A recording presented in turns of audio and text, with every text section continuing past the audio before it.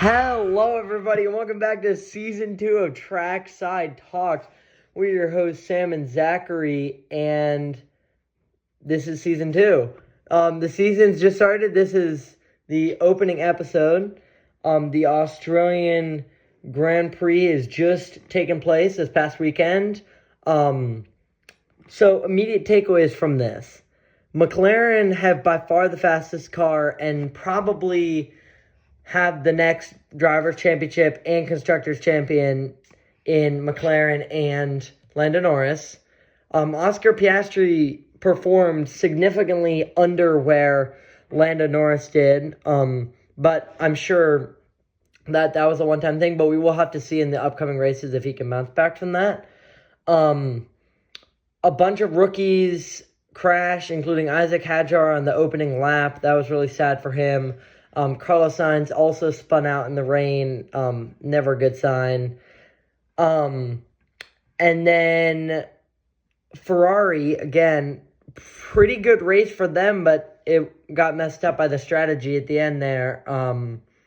Haas, on the other hand, have built an absolute tractor of a car this year. 19th and 20th in multiple of the free practices, last in qualifying, and last in the race. So they're really off to a rough start. Williams, however, are now fourth in the Constructors' Championship, seem to have built a great car, so that brings me good hope for Carlos. Well, the Haas thing, that sucks too, because it was like such a crazy race. And I don't know, it just, that worries me because, like, all the possibility there in the rain and everything, and they still managed to get last. So that's unfortunate. And I think Oscar still has a chance to be up to par, if not above Lando this season, because he just went off on the grass once and got passed because he was having trouble starting back up his car. So I think he'll be all right. And what do you think about them taking away the fastest lap point? I'm not totally sure I agree with that. I think there should be... I think it's tough. I kind of don't like it a bunch. I liked it before. I thought it brings like for example, Max used to have a big thing on getting the fastest lap. So even if he was way in first and had a black and white flag, he would still go for the fastest lap. I just think it takes some of that fun away, but we'll have to see. I mean, I haven't heard how the drivers feel about it. I assume they'll ask about it in one of the upcoming press conferences, but I am not the biggest fan of it. How about you? I don't know. Yeah, I kind of thought the fastest lap point was entertaining.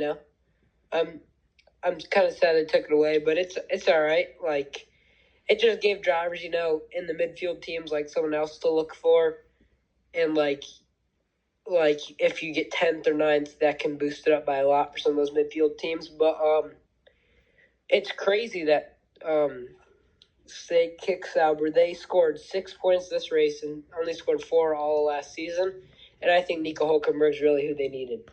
I actually completely agree with that. I also think their car is just so much better this year. I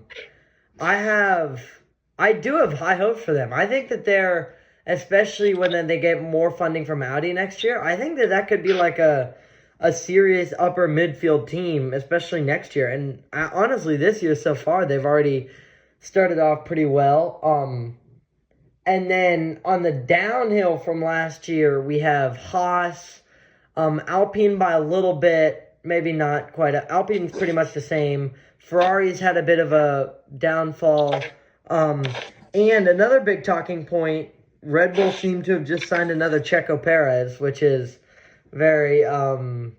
which is funny considering, like, this was the exact thing they were trying to get away from with the one driver doing basically all the work. But Liam Lawson did not perform, and I do wonder if there would be any thought in the Red Bull garage of switching him with Yuki. I think there should be, because I think Yuki deserved the seat in the first place. He's proven more than anybody else. And another thing I want to add is, even though this race was crazy and fluky, it just shows how big of a contrast there is between Max and his teammates, because like he literally made almost no mistakes. He doesn't have the fastest car, but he still got second, and his teammate, just crashed, and nothing good came out of it. So I think if they get Red Bull's car better, like he will be a legit championship contender again, even though he's probably will not have the fastest car at any time this year. I completely agree. I mean, I think the Constructors' Championship is probably out of reach just because he can't do it by himself. But yeah, I mean, he is still just insane. I mean, he's such a good driver. Just amazing. Super aggressive. Just doesn't really care about anything. So he's very impressive. And then a little look ahead to China. What do you think's gonna happen there? I mean, I think it's a big weekend because in the first race, obviously it was raining and it was the first race, so I don't think it was the perfect representation of what every team is. I think that the second race, like comparison to the first race, will help us really understand where each team is at. Like I think McLaren has a good chance to have a 1-2 in China. But if Lewis Hamilton suddenly wins, then that really changes the dynamic of the whole season. So we'll have to see. I'm going to say one more thing about Australia and then talk about China too, but it's just crazy to me that Lance Stroll got 6th place. Like, I just hate that. Like, I don't know. Oh, that is crazy. Yeah, I was very, it was a crazy race weekend. I also think it was just a crazy race. I mean, it's kind of like Brazil last year. Just a lot going on. A lot of opportunities for overtakes, and it was interesting. But China is set to be completely clear, so this should be like a perfect representation of where each team is at, and I believe that Carlos Sainz could make some big moves this weekend and show why he went to Williams. I also agree that China is it's like a very like versatile track, like a lot of different like high speed corners, low speed corners, stuff like that. So this really should, and straight. So this should show us who has the best car. That's true. They do have the back straight and the main straight, and that really tough turn 1. Yeah, so I'm looking forward to seeing this because I think this could really be a good marker for how the rest of the season is going to go. Yeah. So I'm very excited for that. Now let's do our predictions for the championships this year, and then we can close it out with just our predictions for China. So, okay. And let's do top 10 drivers, and we can do all 10 constructors. All right, you want to go first? I'll go first. So, top 10 drivers. Number 1, I see Lando Norris winning the World Championship. Number 2, I see Max Verstappen in second.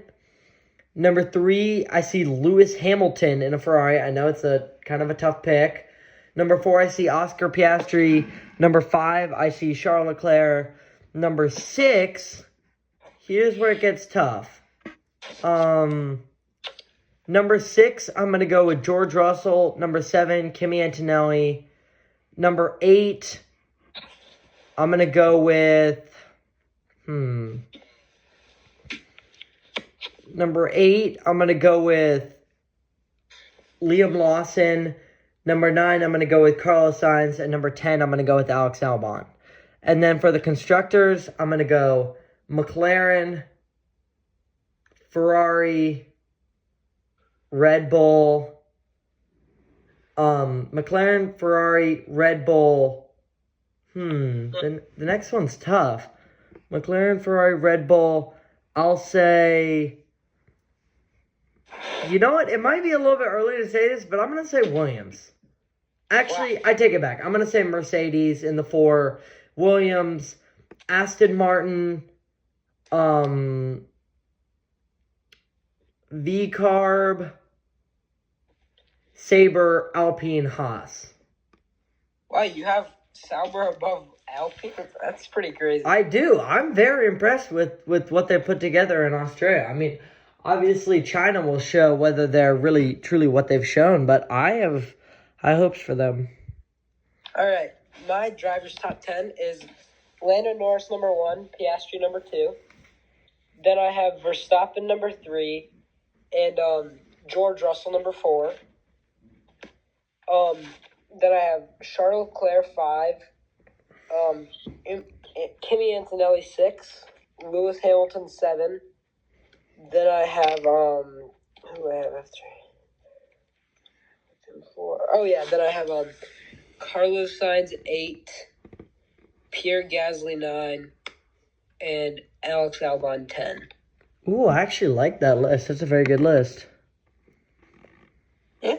And then then constructors, I have got McLaren 1, Mercedes 2. Wait a second. Where did I put Verstappen? I did not put Verstappen in my top 10, I don't think. I thought you had him third after Lando and Oscar. That was George Russell. Oh, yeah. I'll just throw him in at third above the two Mercedes and knock Albon out of the top 10. Okay, so I have McLaren, Mercedes, then I have Ferrari, Red Bull, Williams, Aston Martin, Racing Bulls, Alpine, Kick Sauber, then Haas. All right, I like the list actually a lot. And it's tough to say Haas last for me because of Esteban, but they just looked horrendous. I mean, yeah, you got it. I mean, I appreciate the unbiasedness. Like it was very unimpressive what they were able to put together in Australia, but obviously China will show where they're really at. All right, so now let's do our top 10 predictions for China. I'll go first. I have Lando Norris in the 1, Lewis Hamilton in the 2, Oscar Piastri, Max Verstappen, Charles Leclerc, Carlos Sainz, Kimi Antonelli, George Russell, Lance Stroll, and Alex Albon. Okay, you ready for this? Mm-hmm. Second race of the season, Kimi Antonelli race win. Wow. So, he's number 1. Lando Norris number 2. Lando's going to start in pole position and then, mess it up per usual. So, Kimi, then Lando. Then I have Oscar Piastri, 3. Max Verstappen, 4. Charles Leclerc, 5. Lewis Hamilton, 6.